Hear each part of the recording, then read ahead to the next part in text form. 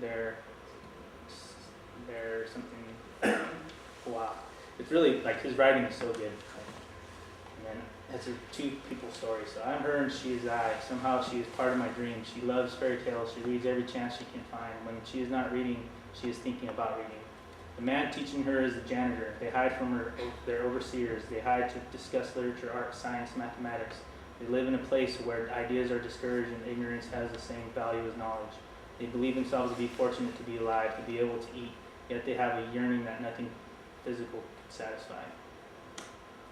She sits deep in thought. The boulder that is on fire hides behind the mammoth mounds of dirt. The other children play. They play sports, games, they joke and laugh. She ponders on the meaning of life. She questions the existence of reality. Are we all one entity? Are we separate? Is there any reason for this cosmic bullshit? I ask that question sometimes. Another boulder crashes. I hear the silence.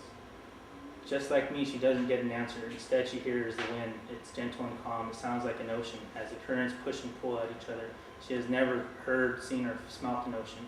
She just ponders the things that she doesn't know, like the ocean. She works day in and day out. She is a slave. Her father and mother are unknown to her. She is alone in the world. But I see her. I am her, am I. The golden glitter of a dream passes me.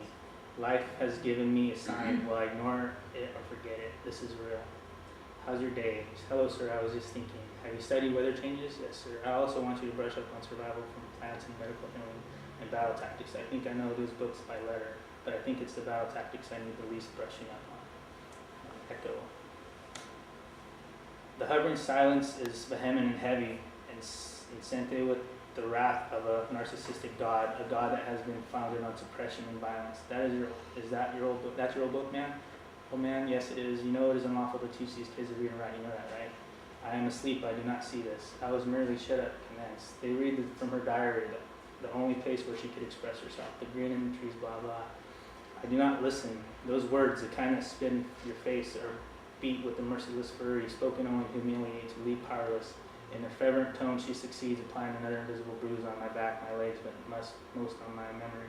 I am she, am I. My heart breaks, my blood swells like a geyser, then bursts like rebellion. I see this in a dream. I hope this is not hallucination. This did not happen ever. I am helpless to help. I watch, shamed. Survival of the fittest. Was that Darwin that gave us birth to that idiom? Or humanity as a way of justifying itself? For murdering our fellow inhabitants, animals as well as humans. What gives us the right? As she grabs the gun. I am she, am I, and I no longer have any emotions. The burning fear within me is replaced with obligation. I am obliged to find truth to this reality. I am obliged to have hope in a foreboding lifeless existence. I am obliged to seek refuge in a world of love so that one day I can learn from this. I'm obliged to be. And fasten my desire to will complications of I am innocent, seed floating on God's current, vibrations vibrate, the act of vibrating wave. And so these are the in-between panels, that pages that kind of just flow from act to act. And here's the other act when he first gets there and meets her. I have the books out there, you can feel free to look at them. Every act is in a different medium, so that's kind of my goal. I intend to do film as another act and play and playwright and photographs and all that. The more creative I can get, the more fulfilled we'll get.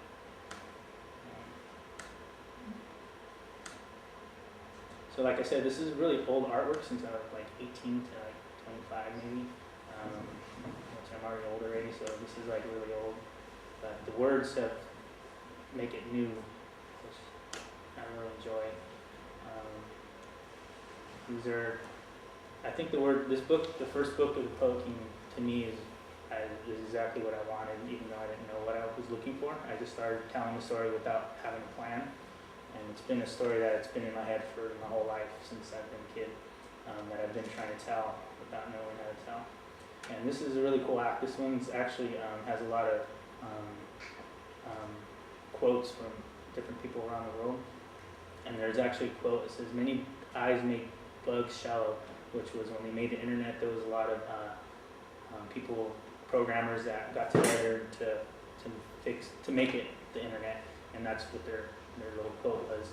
So So many people have lived before me, contemplating the complexities of this man-made world, the complexities of mankind. They created words to define their ideas, to document, to explain them. And then it has Confucius and different people from different cultures. I pretty much looked on the internet to see different, because I only come from this culture, so it was hard to know anybody else that was important outside of America. So I tried to get as many different people that were important to science, math, art, and literature. We live in a time of social trepidation. The insignificance of each other, each and every one of us, compared to the evolution of the human species, weighs heavy as a calamitous over our existence is only momentary. How can any of us hope to find any answers in this paradismal conundrum or change its negative momentum of evolution? We have been compared to a gust of wind or a blade of grass, unimportant, and it has different names everywhere. Do we even have the right to question? Why not just be? I see a spark of light. It is very dim, a glow. The source has been damaged and offended with time. Even though adventures and hopes long forgotten and abandoned because of malign resentment, it is still alive and well. Why do we have reveries that will never come? Time is a noose around the neck of those who would dare to question. So is one of them. She is one of them. She needs every moment she can find. She reads every moment she can find. The life of others have come before her, and their written testimony give her a better understanding of herself, a stimulating affixment of elated conversement. She feels as she knows the authors of the book she reads, as if she knows what they would say if she asked them a question. She then ponders on what she would ask them.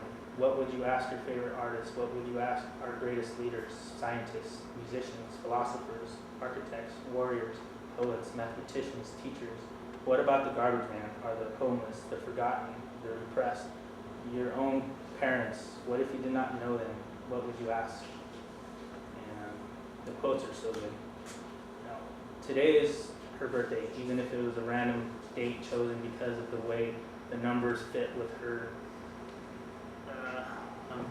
something is May, which is her favorite time of year. Her real birthday will never be known. The janitor has left her a present to this special occasion. Although she has read many books, she has never written one. To be caught with a book is something of existence, an omen of existence. She is more than amendable. And the quotes are from a sociological book which says, practical attempts given by the masses can be answered with the cannon as soon as they become dangerous. But ideas that have overcome our intellect and conquered our conviction, ideas of which reason has riveted our conscience, are chains from which one cannot break loose without breaking one's heart. They are demons that one can only overcome by submitting to them. And I think that was probably in the last chapter. And I just actually finished the second book. Here's a poem from one of the from Ezekiel,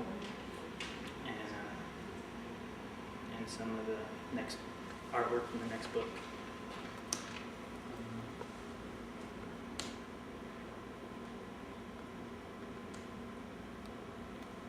Part of the third book, which I have some of the art, and what I'm doing now is playing with different times at the same moment. So this person is actually in the future, and he's also in the past, and it has different all three different worlds at the same time in the same panel, and I'm really enjoying that. I don't know if I've ever seen anyone really do that. I'm actually using famous paintings for covers and changing the characters. So I'm really excited about what's happening in art form. I got a lot of stuff. So. How was it to find translations from the poet king? It was so hard. Like there was only like one site, and it's so random. And it's really hard to get any information on the Aztecs, really, and like especially like their own writings and whatnot. So it's been a challenge, but. So this poet you mentioned, what time frame is he from? The Toltecs, it was right before the Aztecs. I think it was like, I have it written down. I think it's actually in there. I'm not sure exactly the exact time frame, but I would say like 1600s or 1500s.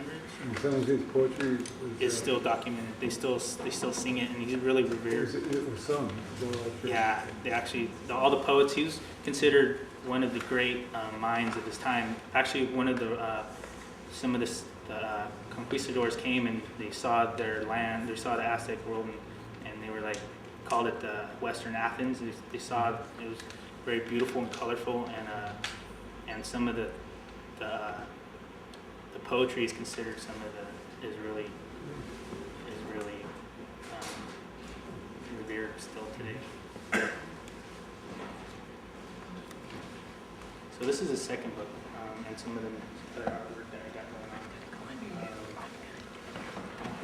So this is the uncolored version. This is actually the book I just made. I didn't have time to get them all out colored in this format. But pretty much, this is my newer work. This is I did like maybe 2-3 years ago, and it took me a little while to get colored. So this is actually all already done. This is the Toltec part of the story. Pretty much how they became stuck throughout time. Basically, throughout time they meet each other, but they can never be in love. So it gives me freedom to go through any culture and to tell a story of love that doesn't work out, even though it should work out. And it also gives me time to play with time itself and dreams, because for myself in reality, I see dreams as something that gives us a glimpse of the unknown. I really feel that dreams are as important as reality, and I think sometimes I've seen in my own dreams, I've seen the future, and like you see things and then they come true. People call it deja vu. I remembered my dreams. So to me, as a child growing up, just that evidence of itself made me know that there was more to this reality than just the linear aspect of it.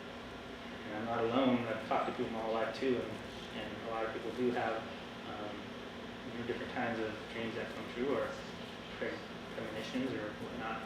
And there's something to it. Even if I'm not sure about premonitions, but I know about being in a place and you know everyone in your dream, and then waking up and going, wow, I didn't know anybody. How did I know everyone? And then later on, being in that same room and be like, and then remembering, going, oh, that's how I know all these people. So there's been too many coincidences like that. There's more. Here's the colored versions and stuff. This is all computer coloring. I'm not sure if I'm going to put words. The story was meant to be a silent story.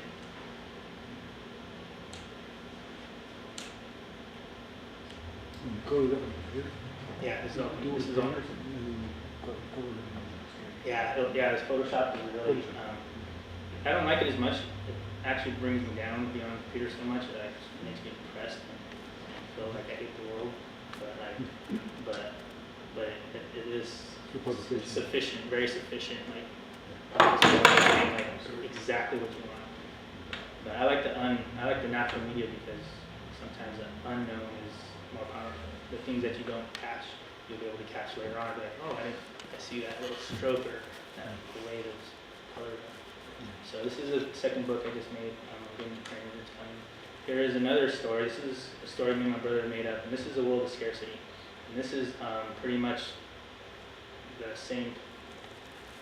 At the time when we grew up, I've seen iRobot and all these different books growing up, and they were like, oh man, that's kind of like my idea. And it's like, if you sit on your idea, a lot of people have the same ideas, and it's consciousness. It's just collective consciousness.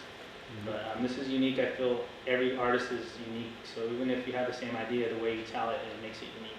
So this is our idea of the future, and also of our superhero characters and whatnot. So this is my action series I did. After I got out of art school, I was like, man, I need to do some comic books. So I went home and worked on these, and I never did anything with them. So I'm still coloring them, which I've been, but I want to get back to it. I went to Art Institute, San Francisco Art Institute, which was a more of a conceptual art school, which was fine. I never knew anything about that from the world I came from. I didn't know there was a college until I went to be at college and like saw it. It was, even though it sounds kind of ridiculous, like I really didn't know that you can actually go to a place and like do what you wanted to do and pick like classes.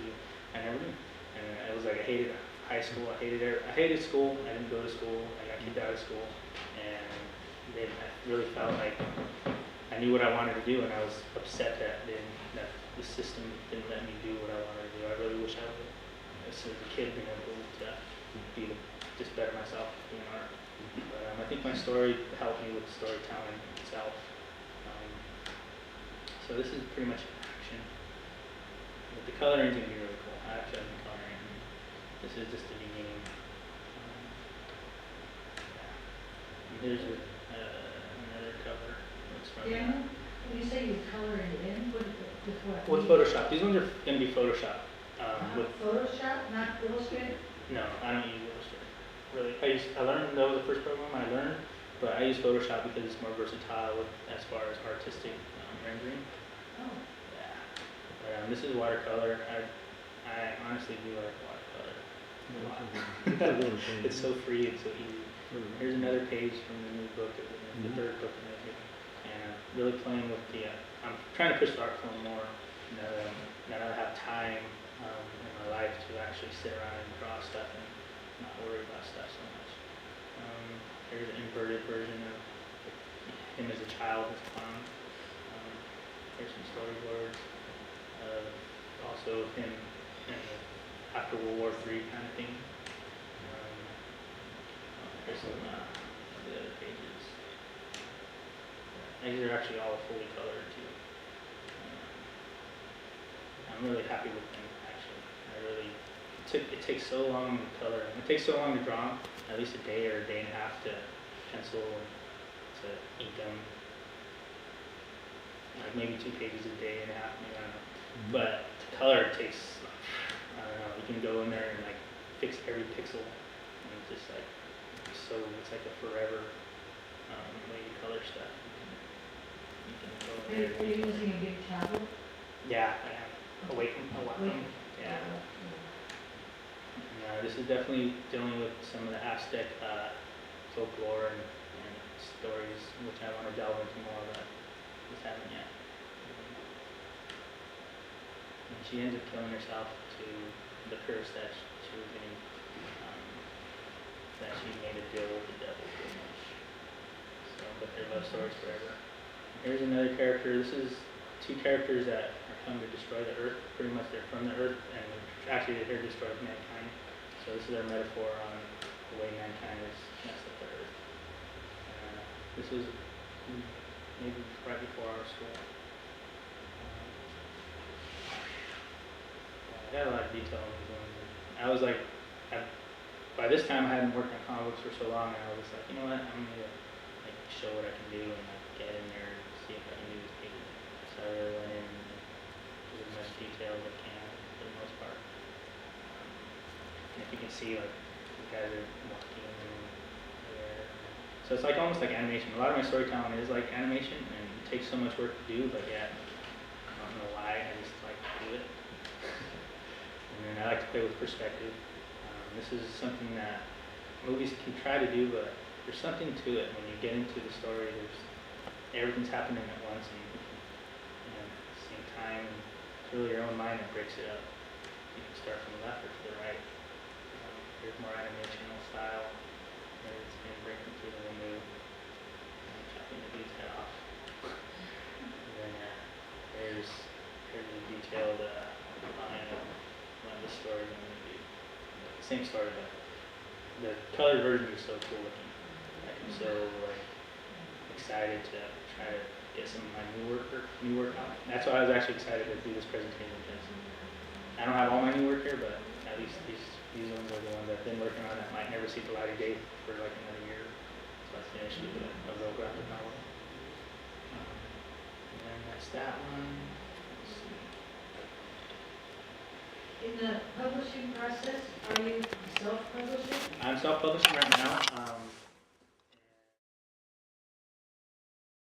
The internet and to publish small runs. that it's no longer you need $100,000 to make one book, and you'll be stuck with 10,000 books and, Yeah. and not have any way to get them out there. Because really, the way the system is right now with diamond industry, diamond distributor, they take 70%, 60 or 70% of the first profits, and then the store takes another amount. So really, like, the artist is left with like a penny per book, and that's like, it doesn't cover costs. You're losing money, like, unless you have like a publisher. So really, it limited the form, which the form has been the people art form since the beginning of the print, and we've used it as the comic book story. These comic books have been a medium that has been all about social revolution and the poor man. So really, like, this is to have it taken away from us by making Marvel making super glossy $3, $4 books, as opposed to in the old days was when I was growing up 75 cents a book. I'd go to the store $5 and yeah, exactly. And they took it away from us, but you know what? Like, they can't take it away because everything changes. And so right now, we're in a time where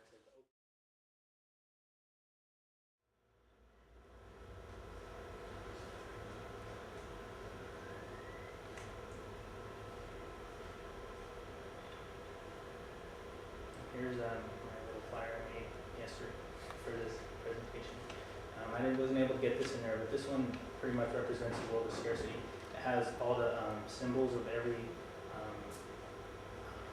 main powerful civilization, pretty much an idea of a computer running the world, a computer man that is clothes himself like a human.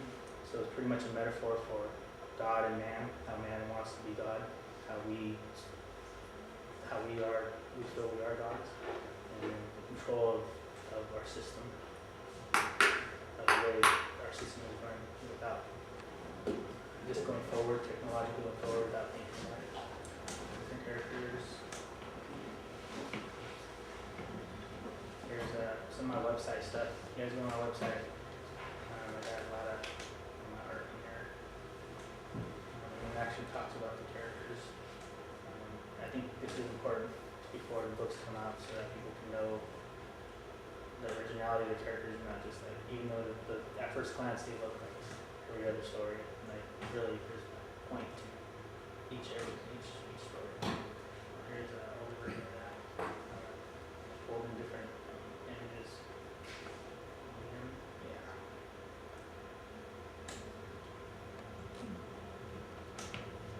So this is what I'm doing. Actually, I've been working on Marvel character drawings. I think after another year, I'm going to try to start working for Marvel and get some recognition from the comic book world, so that when I put out my own graphic novel, people actually buy it and can make money off all this hard ass work that I'm not getting paid from right now. Trust me, this is so many hours of work that this one drawing was like, it took days just to finish it, to see it finished. And it was just like, none of it, I haven't got paid off any of this original stuff. And I see other artists and I'm like, man, you know what, I can do all the stuff that they can do. But I choose to try to go my own road so that I can make a statement as an artist. Do you work elsewhere too? I do actually. I do work for hire. I've done comic books for other people, which I don't like, and actually don't pay enough lately. Or the ones that I've taken on, it takes so much time to do a page that it's not worth $50. Because when you're doing all of it by yourself, it breaks down to less than minimum wage, and it's just like just to take away. But I do that, and I work on T-shirts, and I work for companies to design like Coors Light T-shirts, whatever. I don't like it. I work at a website company, but I've been doing murals lately and getting paid for that. And I work at my son's after. I've been actually, since I've been out of school, I've been working with a lot of youth-oriented programs, teaching art, music, and whatnot. Either in San Francisco, I was teaching an after-school program. When I came back here, I was working with Voice Magazine, and now I'm working at my son's after-school program, teaching art and music, which is really cool because I like kids, and I've never wanted to teach. I've always been rebelled against teaching because I always felt that teaching kept you away from doing your own art. But I love kids, and I think it's important, like, to help them accomplish their goals.